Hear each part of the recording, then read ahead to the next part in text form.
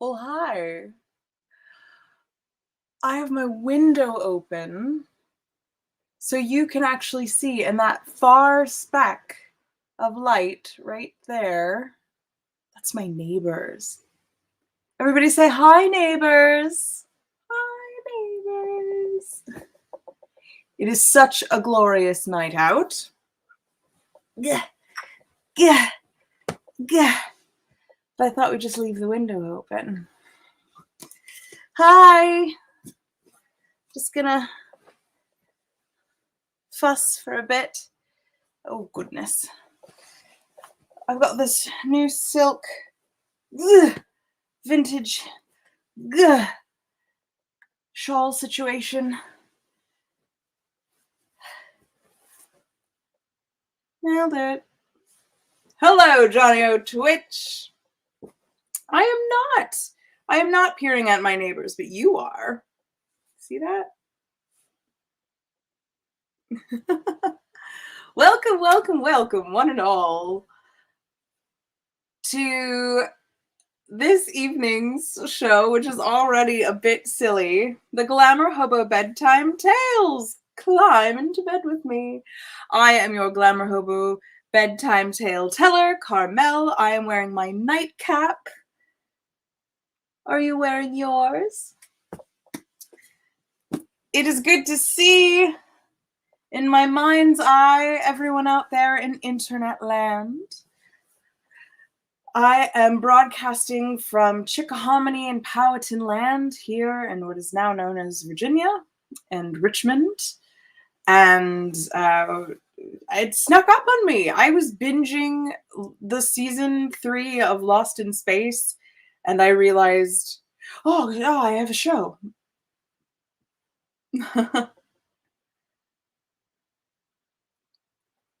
Hello, Reverend Tommy.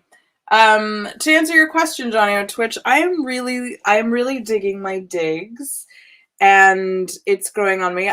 But because I've been working full time at a amusement park, I haven't had a lot of time to put anything away. So the bits of the house are like fully done. Like the kitchen is fully done.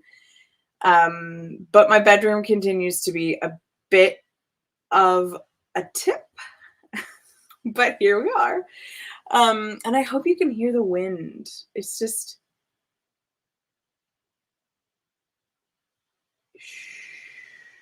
really lovely. As usual, my darlings, we have Dune and our Lenormand deck so that we can build a story together. And I don't have any tea tonight. I have gossip, but I don't have tea. But what I do have is something called sparkling pomegranate punch beverage from Trader Joe's. I'm pretty sure it's non-alcoholic. It is non-alcoholic. Hello, Sally. Hello, Dracula's stepdaughter. Nice to see you here on the GlamourHobo Bedtime Tales. Were you all here for the show right before mine with Lady Prue? Sally says, I thought I'd sit in the front porch and read today, even though it was warmer, too windy and rainy. It was very windy, but it was 70 degrees. It'll be even warmer tomorrow. I planted some herbs. Let's see if this explodes all over me, shall we? I'm pretty sure it's the same color as my eyeliner. But such a week. It's just been a bit crazy. And I was verbally assaulted at work by a coworker. Super fun. And I had a moment, this is gossip, by the way. I had a moment where because he said some terrible things, but terrible things that I was already kind of insecure about. Like, I knew that it was fine, but I was, but that's what insecurities are. And he said these terrible things to me out of nowhere. And then I had this moment of thinking, I've never actually been spoken to this way by a coworker. When I worked in food service for a long time, and you people treat you terribly there, and you treat people terribly because it's a terrible job and no one is happy. Everyone is tired, overworked, coked up, oversexed, undersexed, figuring out what their sex is. Oh, I don't know about that. It's perfumey. Maybe if there was Prosecco in it. I don't know. Maybe it'll grow on me.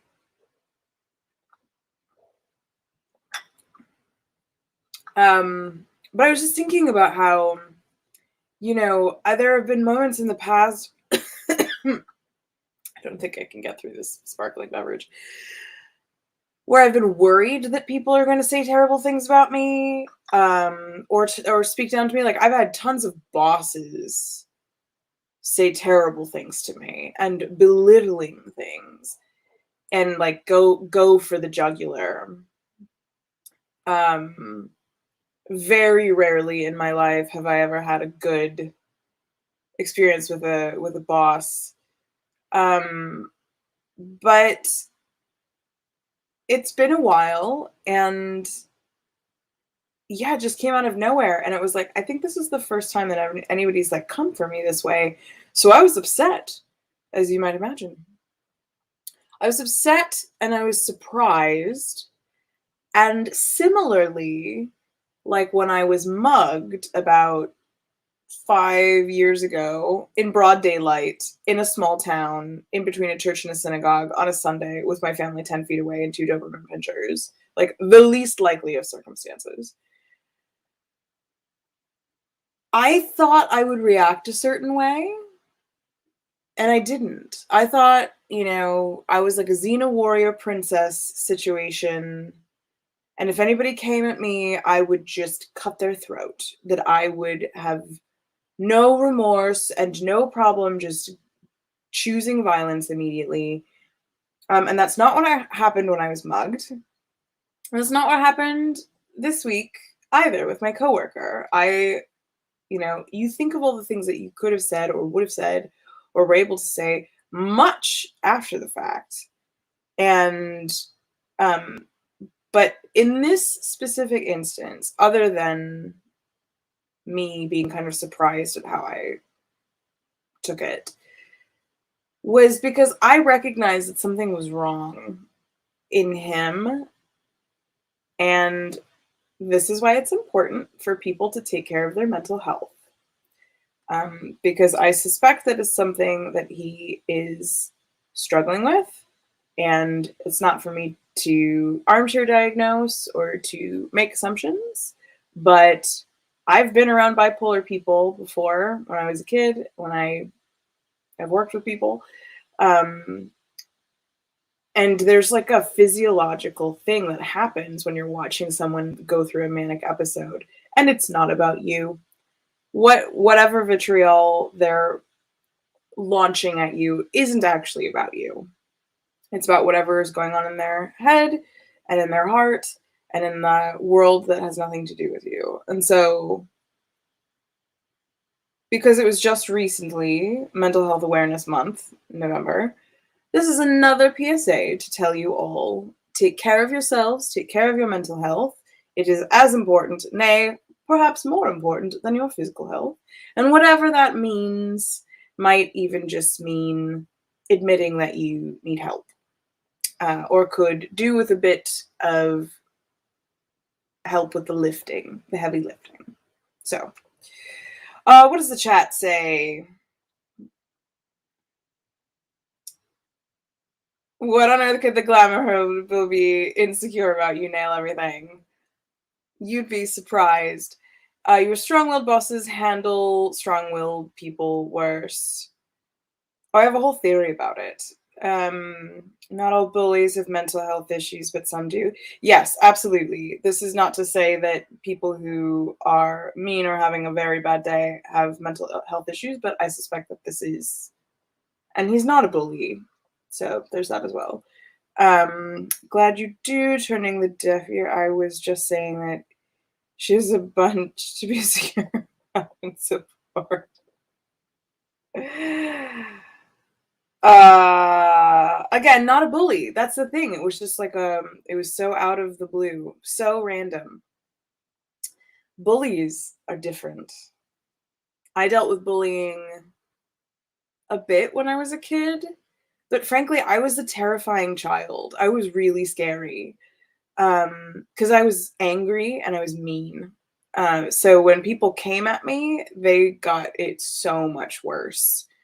And it was usually intellectual, like a really biting riposte. And it didn't serve me well to make friends, to humiliate and belittle people. But that's what I was good at for a long, long time. And I stepped away from that, thankfully. It's still in me. It really is there. It's the meanest thing is always on the tip of my tongue, but it's part of building the person that I want to be and building the world I want to live in, that I don't say the meanest thing, that I don't let those things out. So I have insecurities about my skin. I have insecurities about the work that I do. The art that I make, the songs that I write. I have insecurities around resource sharing, and that has a lot to do with work. So yeah, I've got tons, just like everybody else does. Do I have insecurities about my hat collection? No. I am not insecure. I don't have a hat problem. I have a hat solution. Am I insecure about... What else could I possibly be insecure about? I mean, I think I've named all of it. Am I insecure about my choices in soda? Yes, today. Oh, this is awful. It's about being able to face yourself in the mirror every day and liking who you are. Yes, there is that as well. I am so leather skinned. Sometimes I do have a little trouble relating. Big muscles, man, that nasties usually avoid. Like of the Gen drop. Well, I'll tell you what, Johnny O Twitch. I might not be a big muscly man, but man, I have perfected the crazy-eyed don't fuck with me walk.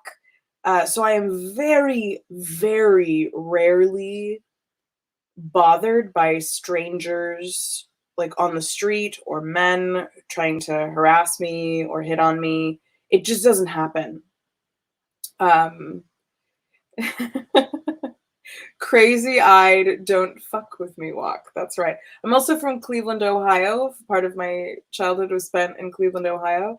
And we have a deep, deep reservoir of thanks for not fucking with me.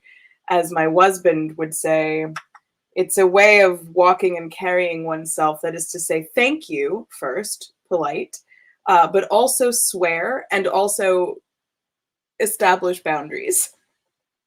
So, yeah. But moving on. How is all of your weeks, dear ones? It feels like this Mondays roll around so fast. I just like lose track. But I wanted to drop something in the chat for you all. I can just put it up here. I have made a playlist of all of the Bedtime Tales show on my YouTube.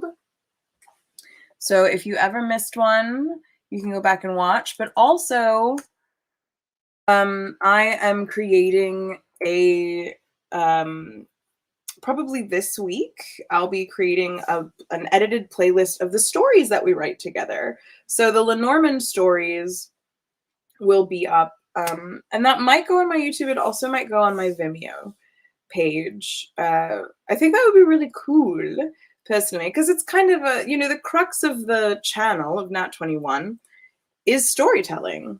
So let us lean into that, darlings. I don't know what to do with the soda now because it's not up to snuff. I wish I had a glass of tea. Could someone just fetch me a hot cup of tea? Yes, so here we are. But in 2 weeks I leave for Ireland, and I will be out there will be no show for 2 weeks is the current plan. There maybe a very special Ireland edition of the show, but I haven't decided yet.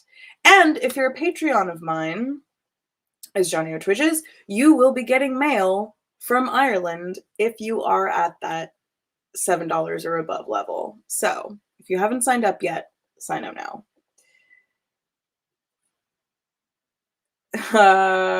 Can I teleport it? I would love if you could teleport it. Could you teleport it? That would be wonderful. No matter how cinematically proper it is, I don't throw it over your shoulder and out. Oh, goodness. You've been no such thing. All right. So, shall we write a story together, darlings? This is the portion of the night. Please don't let me knock that over. Although if I knock it over, it'll just go out the window and it's fine. This is the portion of the night. Hello, Venture. Thank you for admiring my fez. It's my nightcap. I hope you're wearing your nightcap. We're in bed together, and I believe in dressing for bed. That's why I've got a full face of makeup as well. All right, darlings, let's write a story together. So as usual, I'll need 3 numbers between 1 and 36 to get us started. And I think I might offer you a choice in there as well. 8, 9, and one more. Someone who hasn't thrown in yet. Not Sally and not Johnny O'Titch. Dracula's stepdaughter, 13. Thank you, Dracula's stepdaughter. All right, if you are unfamiliar, this is a Lenormand deck. The Lenormand deck, much like the tarot deck, is for fortune telling, divination, however you want to put it. It is a different system completely.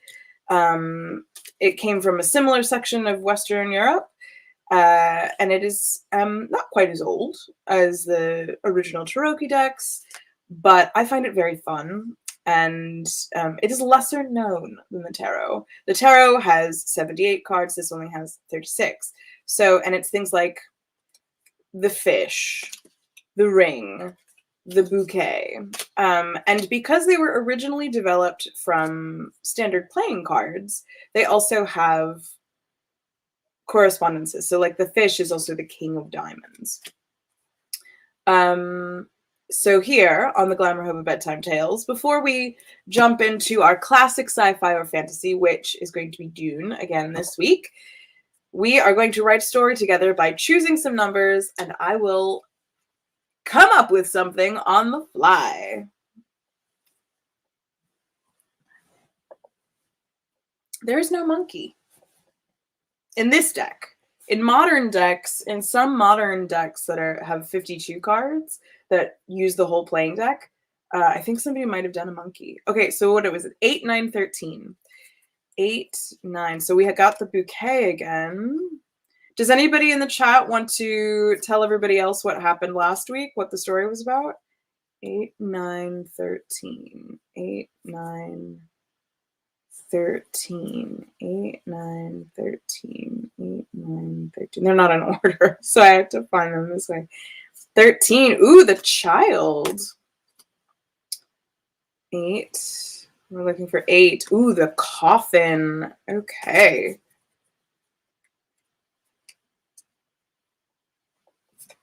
8. 8. The coffin. 9. The bouquet. 13. The child. All right.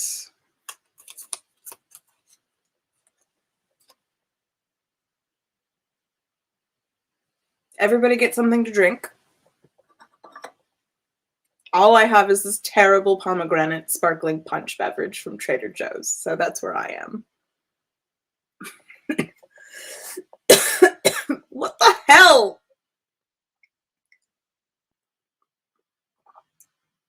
Oh, it's nasty. All right.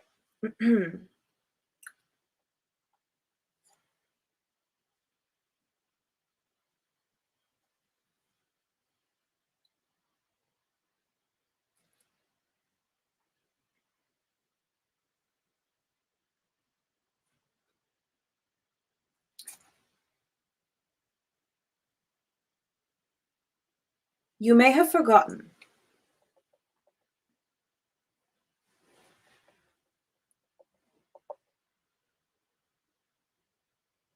but not very long ago, you found a doorway. There was no door in its frame. It was inviting. It was a silk veil flapping in it like a curtain.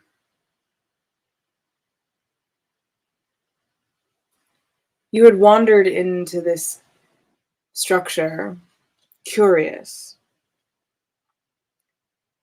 and you didn't know why.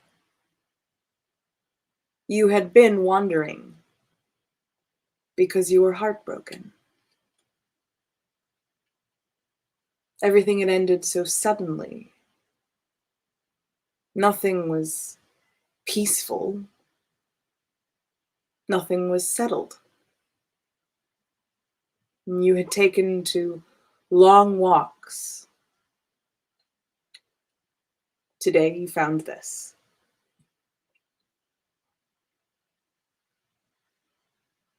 You remembered what you'd heard about veils, that they obscure, that they protect. Like a glamour, it's pulled very gently across the reality of something, of its teeth, of its claws. Glamour was so that you wouldn't be afraid. Not always to your detriment, not to harm you, not to surprise you, catch you off guard,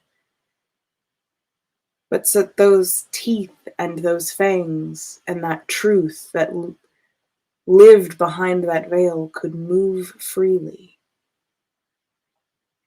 undisturbed. But there was just a little bit of wind coming through, fluttering.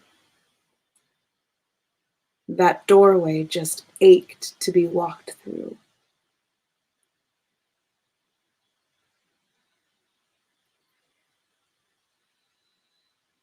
The memory of it is so strikingly clear still to this day, and it has been countless years. But you walked up close to that veil, to that sussura of silk. It was charcoal from far away, almost dirty and sad looking. But when you got close, you could see it was covered in a damask print of flowers, a repeating pattern actually in the weft of a gorgeous and beautiful collection of blooms. They were smallish, bouquets no larger than a teacup saucer, repeating all over, and it stretched above your head. It looked so modest from far away, but now, close up, it was taller than you. So much bigger than you expected. And this material, this dividing gossamer, it was both mundane and luxurious at the same time. And you wondered to yourself, what is on the other side of this thing? It's just another empty room. It must be, just like all the others in here.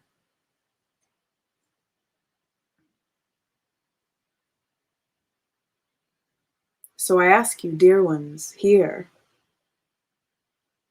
What do you think is on the other side?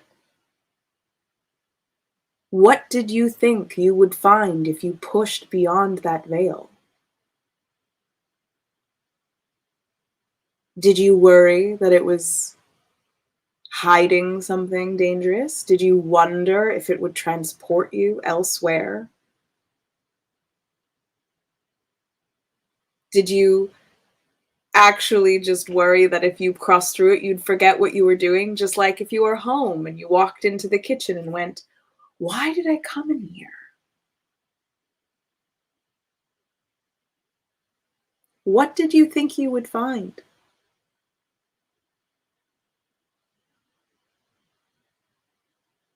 Please share.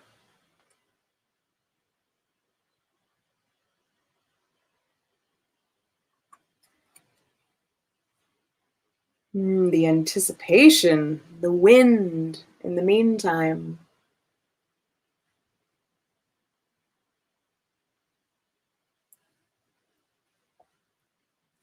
Ooh. Ooh.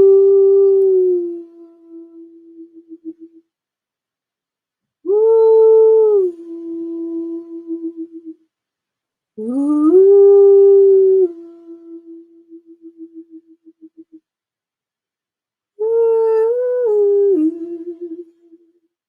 Ooh.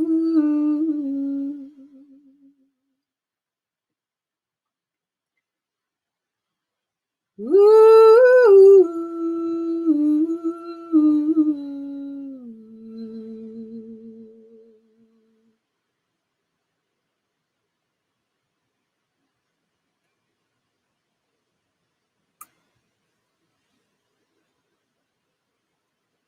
Whatever you thought you might have found, you were distracted just for a moment by the giggling of a melodious voice. Was there a school nearby? Did you see one when you walked in? Is it recess? What could be happening? Who is that? It sounded like a child at play.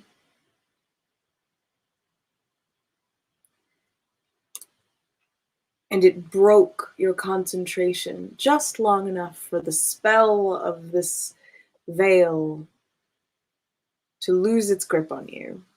It wasn't magnetizing you into it anymore. You remembered why you were there,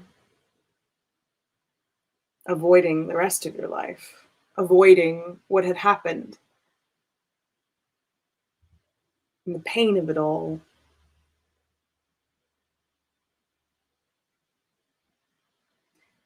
But imagine, dear ones, a giggle at the edge of the void. Which side was it coming from? Was it inviting you in to new adventures? A place with no baggage? Or is it warning you? Don't go. Stay where you are.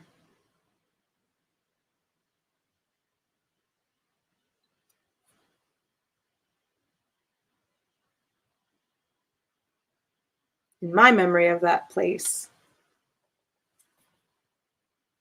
I pushed through.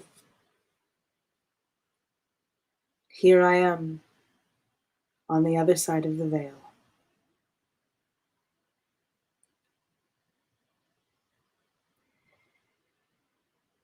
Dear ones, our story together was pulled from the Lenormand Deck, number 8, the Coffin, which signifies tragic loss, the end of something, usually because of an illness or a long struggle, not quite sudden like like the scythe, but having to do with relationships, bodies, or well-established things. Number 9, the Bouquet, which we pulled last week, which is about friendship, beauty, kindness,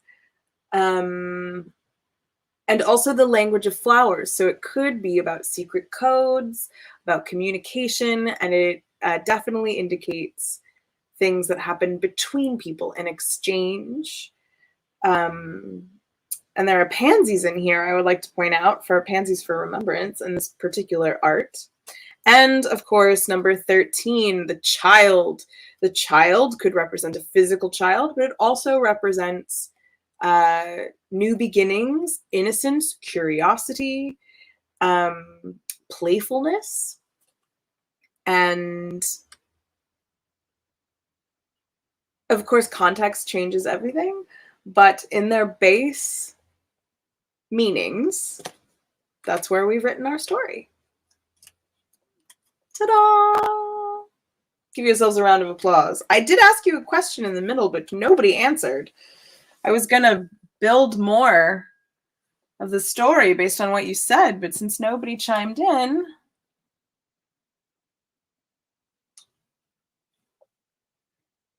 that's okay. All right, I'm checking.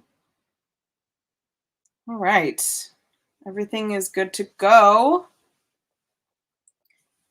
I am lacking in something delicious to drink, but it is that time. Dun, dun, dun. The Dune. If you are just joining us, my name is Carmel. I am your GlamourHobo bedtime tale teller. This is the Nat21 Twitch channel and also eventually archived on their YouTube and my own YouTube. It is lovely to have you here on this Monday evening in bed. And if you are nourishing the service, I highly recommend that you join my Patreon, where you get things mailed to you physically in the mail. From when I travel and from wherever I happen to be. A handwritten note will turn your whole day around in the mail. Or you can also just drop me a tip today. All of that information is at the bottom. All right, darlings, are we ready for some more Dune? Dune! I also just found out that HBO is making a limited series of Station 11, which means now I have to buy HBO because I have the book literally right next to my bed, and we read a little bit of it months ago, but I've been meaning to get back to it.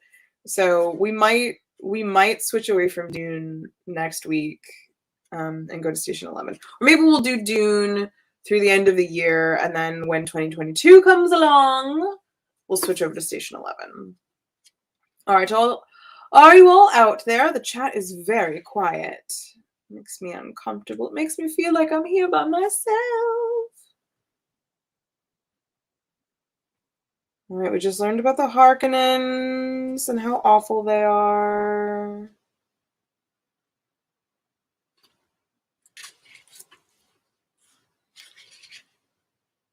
Oh, lots of voices for this next one. All right.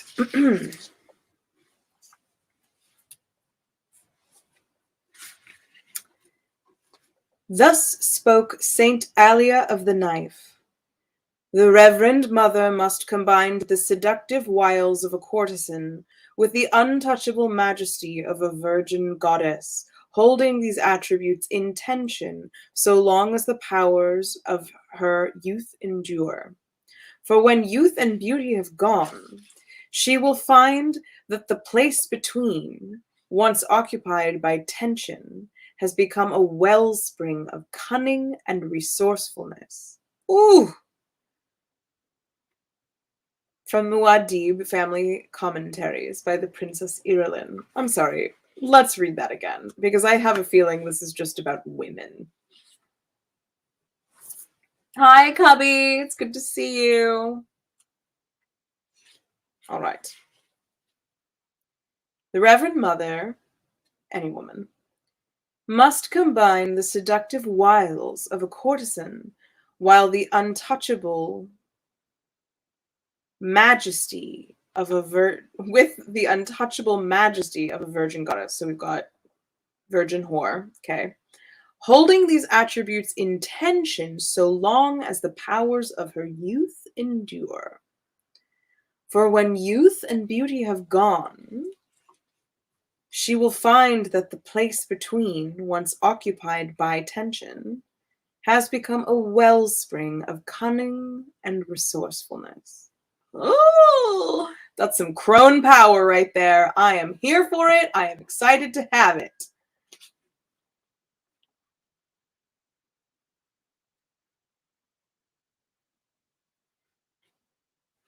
Well, Jessica, what have you to say for yourself? Asked the Reverend Mother. It was near sunset at Castle Caledon on this day of Paul's ordeal. The two women were alone in Jessica's morning room, while Paul waited in the adjoining soundproofed meditation chamber. Jessica stood facing the south windows. She saw, and yet did not see, the evening's banked colors across meadow and river. She heard, and yet did not hear, the Reverend Mother's question. There had been another ordeal once, so many years ago. A skinny girl with hair the color of bronze, her body tortured by the winds of puberty, had entered the study of the Reverend Mother Gaius Helen Moheim, Proctor Superior of the Bene Gesserit School of Wallach 9. Jessica looked down at her own right hand, flexed the fingers, remembering the pain, the terror, the anger. Poor Paul, she whispered. I asked you a question, Jessica. The old woman's voice was snappish, demanding. What? Oh. Jessica tore her attention away from the past, faced the Reverend Mother, who sat with back to the stone wall between two west windows. What do you want me to say? What do I want you to say? What do I want you to say? The old voice carried a tone of cruel mimicry.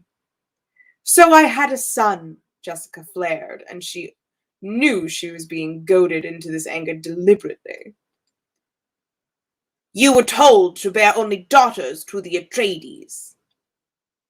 It meant so much to him. And you in your pride thought you could produce the Kwisatz Haderach. Jessica lifted her chin. I sensed the possibility. You thought only of your Duke's desire for a son. And his desires don't figure in this. An Atreides daughter could have been wed to a Harkonnen heir and sealed the breach.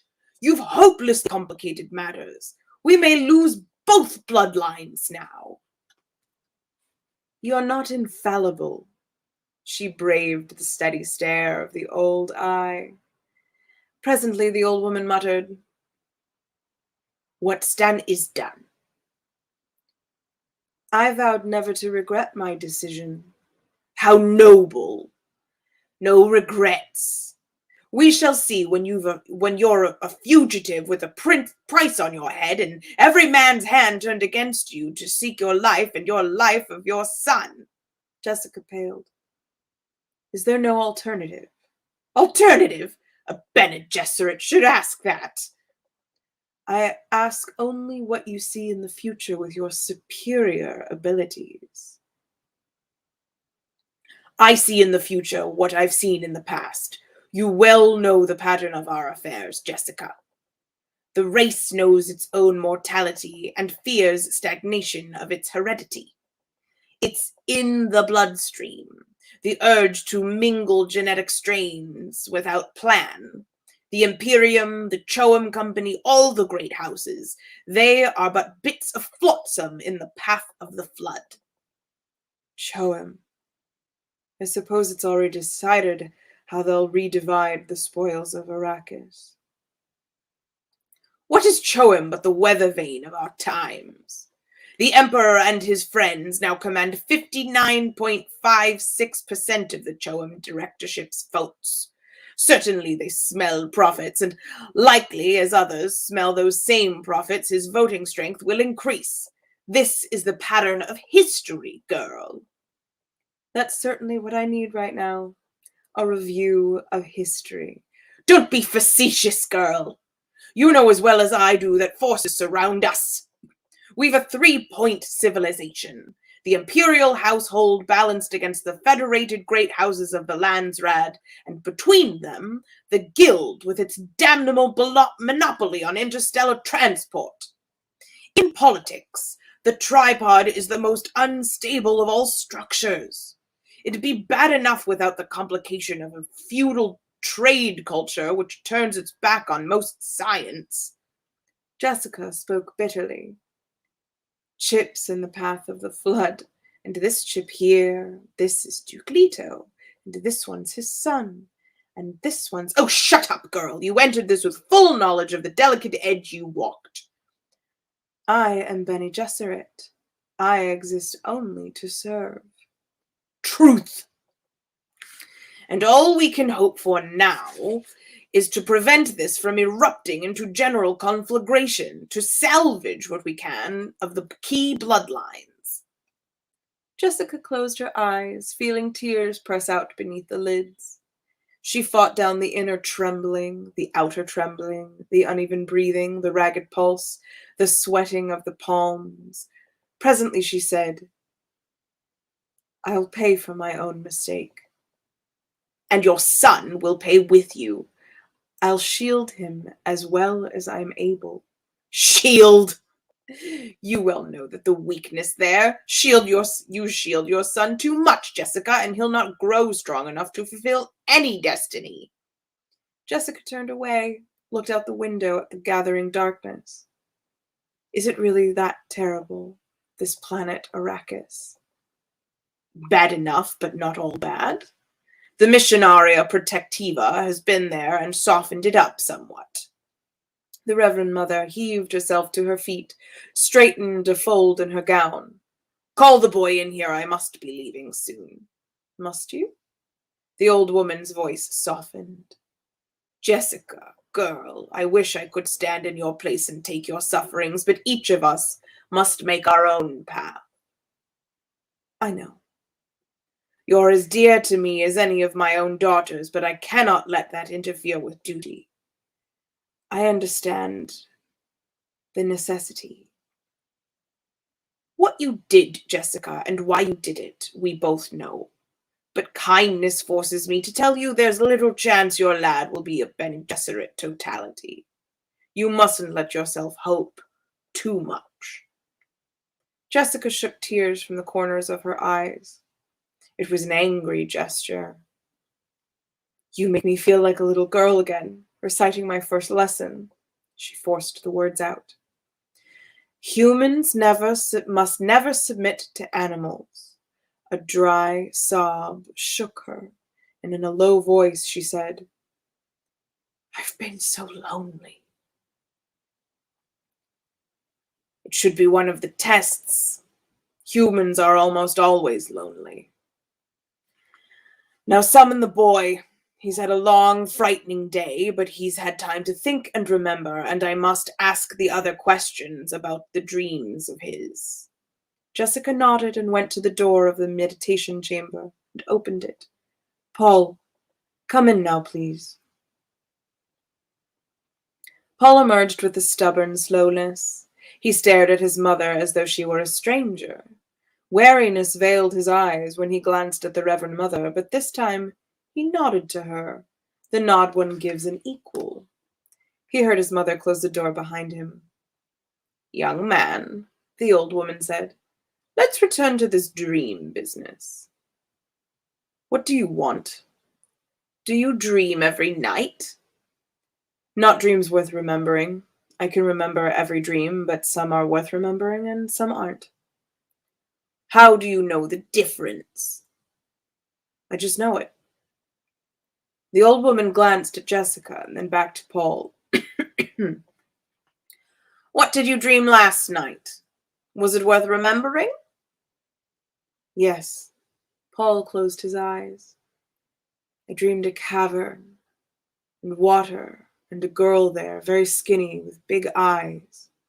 Her eyes are all blue, no whites in them.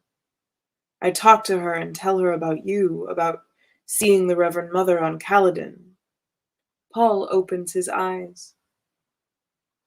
And the thing you tell this strange girl about seeing me, did it happen day? Paul thought about this then. Yes, I tell the girl you came and put a stamp of strangeness on me. Stamp of strangeness. The old woman breathed, and again she shot a glance at Jessica, returning her attention to Paul.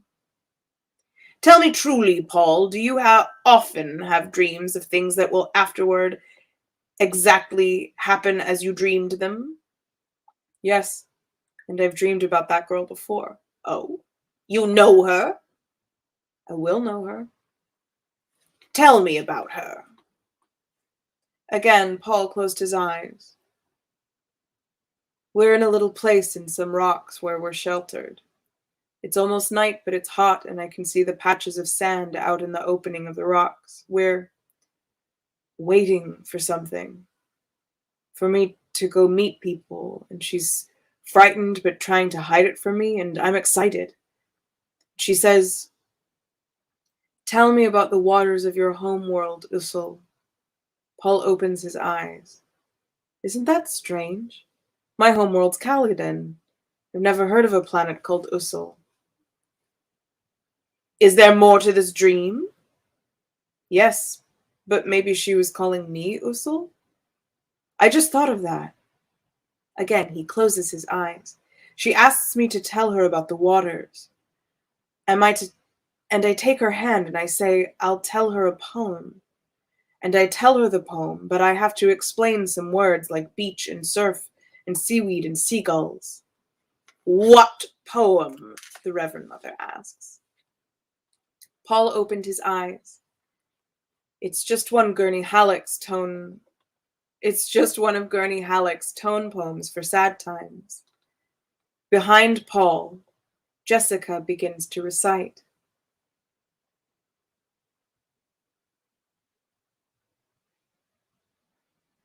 I remember salt smoke from a beach fire and shadows under pines, solid, clean, fixed. Seagulls perched at the tip of land, white upon green. And a wind comes through the pines to sway the shadows. The seagulls spread their wings, lift, and fill the sky with screeches, and I hear the wind blowing across our beach and the surf, and I see that our fire has scorched the seaweed. It's that one, Paul said. The old woman stared at Paul then. Young man, as the proctor of the Bene Gesserit, I seek the Kwisatz Haderach, the male who truly can become one of us. Your mother sees the possibility in you, but she sees with the eyes of a mother. Possibility I see, too, but no more. She fell silent, and Paul saw that she wanted him to speak.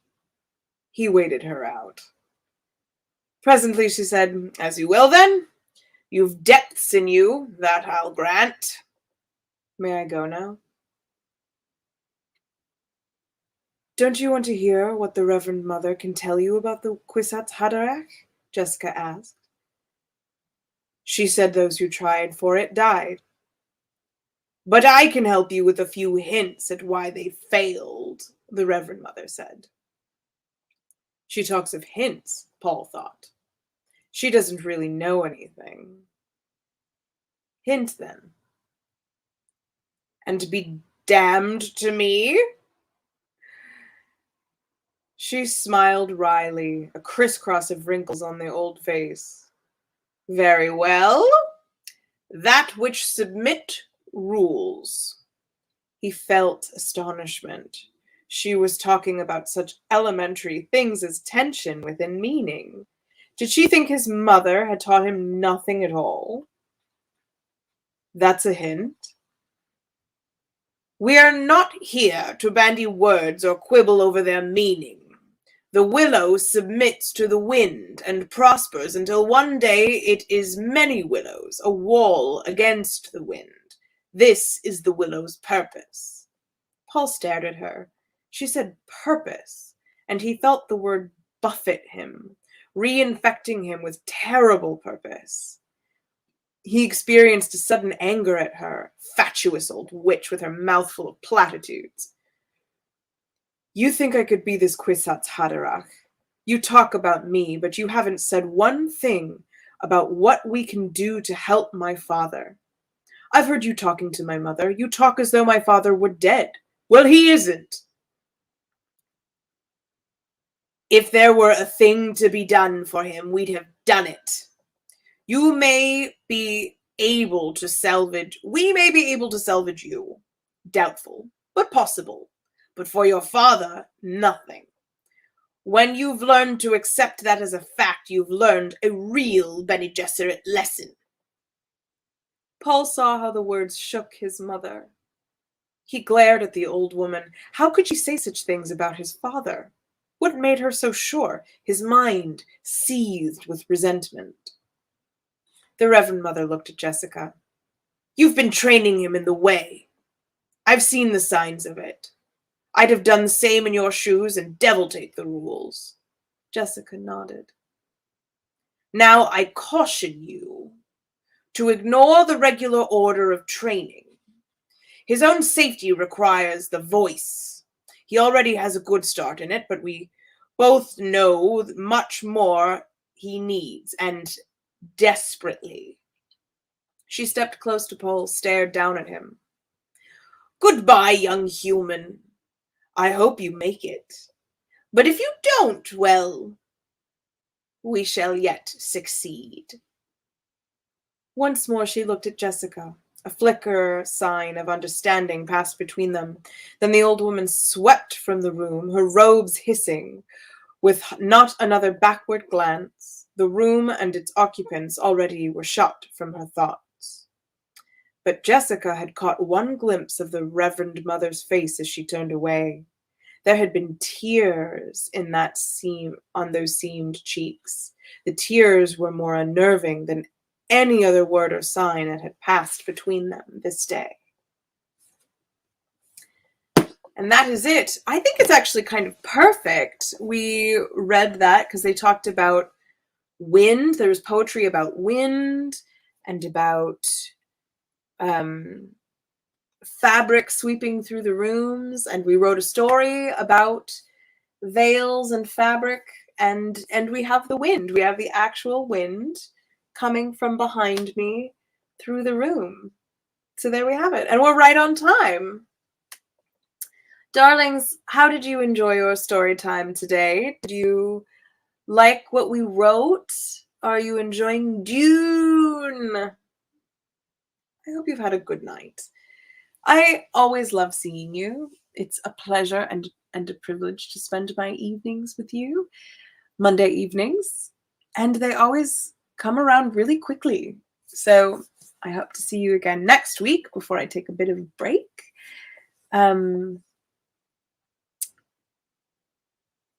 Take care of yourselves and take care of one another. Remember, we are responsible for building the world that we want to live in. So, good night, dear ones. Good night.